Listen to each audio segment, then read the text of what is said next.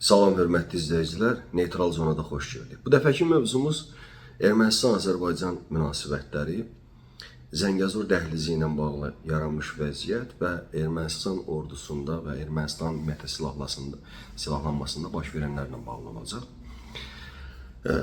Deməli, Ermənistanda keçirilən son bir forumda Paşinyan müxtəlif cür fikirlər səsləndirdi.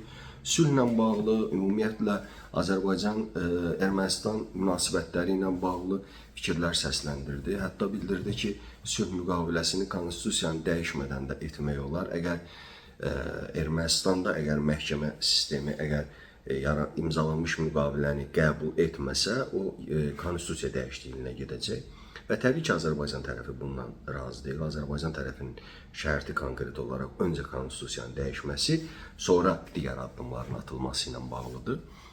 Və Zəngəzur dəhlizi məsələsi faktiki olaraq ciddi şəkildə yenidən gündəmə gəlib və İran tərəfi Azərbaycanla münasibətləri nə qədər istələşdirsə də, hətta son günlər İranın ümumiyyətlə xüsusi təyinatlıları ilə Azərbaycanın komanda briqadası, yəni Hadrutda hərbi təlimlər keçsələr belə, yəni İran tərəfi konkret olaraq açıq şəkildə bəyan edir ki, konkret olaraq və bildirir ki, Zəngəzur dəhlizi açılmayacaq. Yəni birmənalı olaraq Zəngəzur dəhlizi açılmayacaq. Və təbii ki, Azərbaycan tərəfi Zəngəzur dəhlizinin açılmasını istəyir və bu dəhlizin açılmasında maraqlı olan ölkələr var. Ermənistan tərəfi də konkret olaraq Zəngəzurun ümumiyyətlə o məlum yol məsələsinin dəhliz statusunda olmasında maraqlı deyil. Ermənistan tərəfi ona görə Azərbaycana bildirir və hətta Paşinyan bildirdi ki, Azərbaycan tərəfinə Azərbaycanın qərb rayonlarına Naxçıvanın ümumiyyətlə əlaqəsini yaratması üçün bir şərtlər irəli sürüblər, bir təkliflər paketi irəli sürüblər və Azərbaycan tərəfi hələ buna cavab verməyib. Yəni, dolayısıyla Ermənistan tərəfi faktiki olaraq nə dəhlizin açılmasında maraqlı deyil, nə də sülh müqaviləsi ilə bağlı düzdür fikirlər səsləndirir, bildirirlər ki, sülh müqaviləsi imzalanmalıdır, fürsət yaranıb bundan istifadə etmək lazımdır. Amma sahədə biz bunların ümumiyyətlə tamamilə əksini görürük. Bundan əlavə Fransa tərəfi var ki, Fransa konkret olaraq bu regionda və Ermənistanda var olmaq üçün addımlar atır. Hətta Ermənistan mediasına çıxan məlumata görə Fransa Sünikdə konsulluq açmaq istəyir. Düzdür, Sünikdə artıq bundan əvvəl Sünikdə yox, ümumiyyətlə o Zəngəzur ərazisində, məlum ərazidə Gorusda İran bir konsulluq açmışdı əvvəlcədən. Rusiya istəyirdi ki, Sünikdə bir konsulluq açsın, amma Ermənistan tərəfi buna razı olmurdu. Amma Fransa tərəfinin ümumiyyətlə konsulluq açmasına Ermənistan tərəfi razılıq verib və Ermənistan ümumiyyətlə mətbuatında da bildirilir ki, bu konsulluq əslində elə kəşfiyyat işi ilə məşğul olmaq kimi bir məsələdir. Ona görə də Fransanın atdığı addımlar, ümumiyyətlə Ermənistanın atdığı addımlar, yəni sözdə sülhlə bağlı olsa da, sahədə biz tamamilə fərqli fikirlərin şahid oluruq. Və burada Paşinyan hətta bildirdi ki, Ermənistanla Azərbaycan arasında əgər hətta təxribatlar olsa belə, bu böyük bir müharibəyə gətirib çıxarmayacaq. Yəni, əslində Paşinyan həm də bir mesaj verdi ki, təxribatlar ola bilər və təxribatlar mümkündür, təxribatlar hətta olacaq. Çünki regionda elə bir vəziyyət yaranıb ki və Ermənistan regionda elə bir vəziyyət yaradıb ki, əslində bu təxribatlara gətirib çıxardacaq. Əvvəl bu təxribatları qərb eləyirdisə, yəni əgər Fransa məsələsi həqiqət olsa və Rusiyaya ümumiyyətlə o Sünikdə konsulluq açılmasına icazə verilməsə, bu dəfə təxribatları Ermənistan içərisindən, Ermənistandan Azərbaycana qarşı bu dəfə təxribatları Rusiya tərəfi həyata keçirə bilər. Yəni, dolayısıyla elə bir qarışıq vəziyyət yaranıb ki, və əslində, düzdür, Ermənistan-Azərbaycan münasibətləri heç vaxt sadə olmayıb, həmişə mürəkkəb olub, amma prosesi Ermənistan tərəfi bir qədər də mürəkkəbləşdirdi və elə bir həddə gətirib çatıb ki, prosesi hesab edirəm ki, yəni Paşinyan da etiraf edir ki, təxribatlar ola bilər və təxribatlar olsa, yəni böyük müharibəyə gətirib çıxartmayacaq. Yəni əslində bu dolayısıyla deməkdir ki, təxribatlar olacaq və təxribatlar gözləniləndir. Bundan əlavə Ermənistan ordusunda ümumiyyətlə reformlar aparılır. Ermənistan ordusunun güclənməsi üçün addımlar aparılır. Biz deyə bilərik ki, bəli, hər bir ölkə öz ordusunu gücləndirməlidir.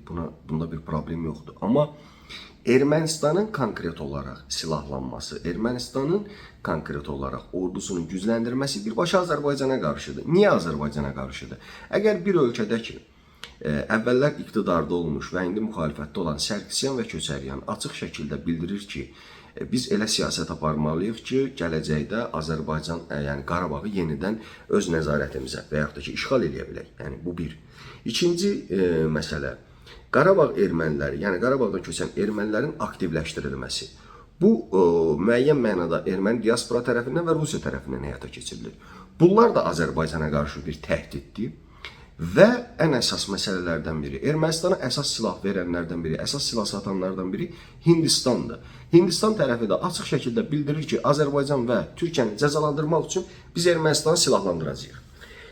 Yəni, bəzən biz deyirik, məsələn, deyəndə ki, bu məsələlər var və məsələn, biri var körtəbii şəkildə deyək ki, Ermənistanın silahlanması Azərbaycana qarşıdır. Yəni, buna heç kim inanmır və amma biz bütün bunları sadaladıqdan sonra və bütün bunların hamısına biz baxdıqdan sonra açıq şəkildə görünür ki, Ermənistanın silahlandırılması, ordunun gücləndirilməsi birbaşa Azərbaycana qarşıdır. Yəni, bunun başqa bir variantı hesab edirəm ki, yoxdur. Ona görə də indiki mərhələdə İran konkret olaraq bildirir ki, dəhliz açılmayacaq və yol İran ərazisindən keçməlidir. Buna da bu nə Avropa ölkələrinin bəziləri razı deyil və buna Rusiya da razı deyil və olmayacaq. Çünki Ermənistan ərazisindən keçərsə, əgər Rusiya orada nəzarət etmək istəyəcək və yaxud da ki, orada təhlükəsizlik təmin etmək istəyəcək, əgər İran ərazisindən keçərsə, yəni Rusiya bu məsələdən ofsaytda qalacaq və ona görə də düşünürəm ki, indiki mərhələdə regionda vəziyyət nə qədər sakit, ümumiyyətlə müəyyən mərhələlər olur ki, sakit şəkildə davam edir. Amma indiki mərhələdə biz onun açıq şəkildə görürük ki, xüsusi bir gərginliklər var və prosesi mürəkkəbləşdirirlər. Proses mürəkkəbləşdikcə hesab edirəm ki, vəziyyət bir qədər də qəlizləşir və bunun sonu da regionda ciddi şəkildə bir gərginliyə gətirib çıxardır. Və hesab edirəm ki, Azərbaycan tərəfinin mövqeyi açıqdır, konkretdir və dəqiqdir. Yəni, Azərbaycan tərəfi ümumiyyətlə şərtlərini ümumiyyətlə dəyişməyib və konkret olaraq müəyyən bir şərtlər irəli sürüb və o şərtlər ətrafında və yaxud da şərtlər istiqamətində hərəkətlər edir. Ermənistan tərəfi isə konkret olaraq strateji düşüncədən daha çox taktiki düşüncədədir və situativ qərarlar verir. Bugün Rusiyanın gücünü gördükcə Rusiya yaxınlığına Rusiya meyilli qərarlar verir. Sabah Rusiya ilə Qərb arasında və yaxud da Amerika arasında hansısa bir proseslər başlayan kimi yönünü çevirir, tamamilə fərqli qərar verir. İranla münasibətlərə baxıb tamamilə başqa cür qərar verir. Və ona görə düşünürəm ki, indiki mərhələdə yəni biz sülhdən çox danışılır, sülhdən çox danışılacaq da. Amma görünən odur ki, bu gərginliyi, bu mürəkkəbliyi bir qədər də, prosesi bir qədər də qarışdıracaqlar, prosesi bir qədər də mürəkkəbləşdirəcəklər və hələ ki, bu regionda sülhün əldə olunmasına icazə verməyəcəklər. İzlədiyiniz üçün təşəkkür edirəm, sağ olun, var olun.